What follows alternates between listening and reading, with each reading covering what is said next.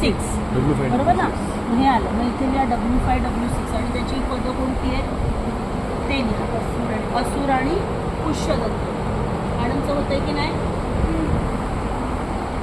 आले बरोबर. वरून आहे वरून. वरुण आणि हा पुष्यदंत आपण नंतर करणार. वरुण आणि असुर. असुर म्हटलं की थोडंसं भय येणार. आलं ना. आता बघा टॉयलेट कुठल्या भागामध्ये येत आहे लिहा खाली. डोर लिहिला. आता डोरच्या खाली लिहा टॉयलेट. टॉयलेट कुठल्या भागात येत आहे टॉयलेट कुठल्या भागामध्ये येत आहे म्हणजे आपल्याला हे मिळालं किती N6 मध्ये येते का? 5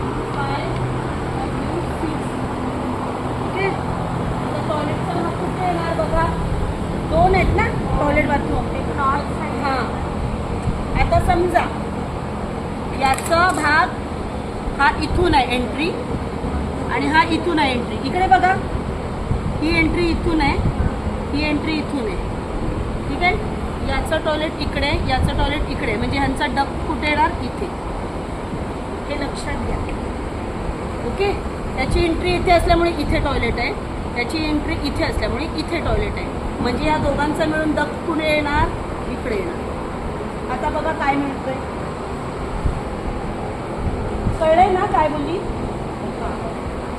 आता कोणता हा भाग कोणता मिळतो ते बघा.